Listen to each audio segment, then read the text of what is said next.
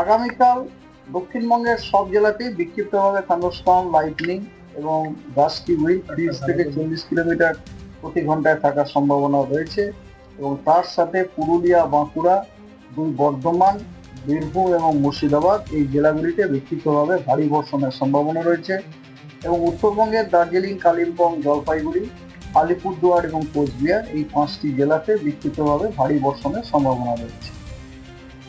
16 তারিখে দক্ষিণবঙ্গের সব জেলাগুলিতেই বিক্ষিপ্তভাবে বজ্রবিদ্যুৎ হওয়ার সম্ভাবনা রয়েছে 16 তারিখে। আর 16 তারিখ হলো, আর 17-18-তে কোনো ওয়ার্নিং নেই আমাদের, 17-18-তে কোনো ওয়ার্নিং নেই। আর 19 তারিখে দার্জিলিং, জলপাইগুড়ি, কালিম্পং এই 3টি জেলায় বিক্ষিপ্তভাবে ভারী বর্ষণের সম্ভাবনা রয়েছে। আর 20 তারিখে কেবলমাত্র জলপাইগুড়ি এবং আলিপুরদুয়ার এই 2 জেলাতে বিক্ষিপ্তভাবে ভারী বর্ষণ হওয়ার সম্ভাবনা রয়েছে। এছাড়া আপনার রেনফল ডিস্ট্রিবিউশন যদি আমরা দেখি,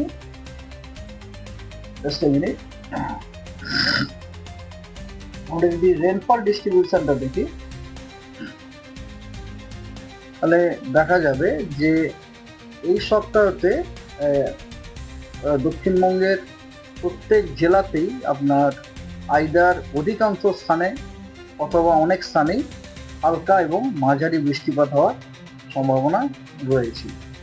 ফিশারম্যানদের জন্য ওয়ার্নিং দেওয়া হচ্ছে যে তারা যেন আগামী 24 ঘন্টাতে সমুদ্রে না ভেঞ্চার করে।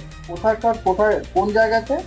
একটা হচ্ছে এটা হচ্ছে আপনার of north Orissa, West Bengal এবং বাংলাদেশ কোস্টে, কারণ সি কন্ডিশন রাফ থেকে ভেরি রাফ হওয়ার সম্ভাবনা রয়েছে নর্থ বে অফ বেঙ্গলে। নর্থ বে অফ বেঙ্গলে ফিশারম্যানদের বলা অ্যাডভাইস দেওয়া হচ্ছে যেন আগামী 24 ঘন্টাতে তারা ওখানে ভেঞ্চার না করে। আর কারণ সমুদ্রে আপনার স্কোয়ারলি উইন্ড থাকার সম্ভাবনা রয়েছে, উইথ উইন্ড স্পিড 40 থেকে 50 কিলোমিটার পার আওয়ার, গাস্টিং এ 60 কিলোমিটার পার আওয়ার আপনার নর্থ বে অফ বেঙ্গলে প্রিভেল করার সম্ভাবনা আছে along and of north Orissa এবং ওয়েস্ট বেঙ্গল, বাংলাদেশ নেক্সট 24 ঘন্টা। আর এই যে ওয়েদারগুলি বললাম তার জন্য আপনার যে পসিবল ইম্প্যাক্ট আপনার সাউথ বেঙ্গলে এবং নর্থ বেঙ্গলে কিরকম আছে জানাই। সাউথ বেঙ্গলে আপনার পসিবল ইম্প্যাক্ট হচ্ছে যে হর্টিকালচার এবং স্ট্যান্ডিং যে ক্রপগুলো আছে এবং ভেজিটেবলস যেগুলো আছে সেগুলো ড্যামেজ হয়ে যাওয়ার সম্ভাবনা রয়েছে।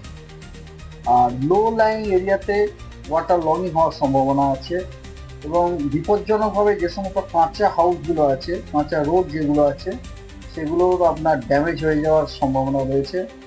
নদীর জলের লেভেল বাড়ার সম্ভাবনা আছে এবং লাইটনিং স্ট্রাইক হওয়ার সম্ভাবনা রয়েছে এবং যখন ইন্টেন্স স্পেল অফ রেন হবে তখন আপনার ভিজিবিলিটি কমে যাওয়ার সম্ভাবনা রয়েছে। এবং তার জন্য যে অ্যাডভাইস, সেটা প্রথম অ্যাডভাইস হচ্ছে ওয়াটার লগিং এরিয়াতে যাতায়াত করার জন্য অ্যাডভাইস দেওয়া হচ্ছে।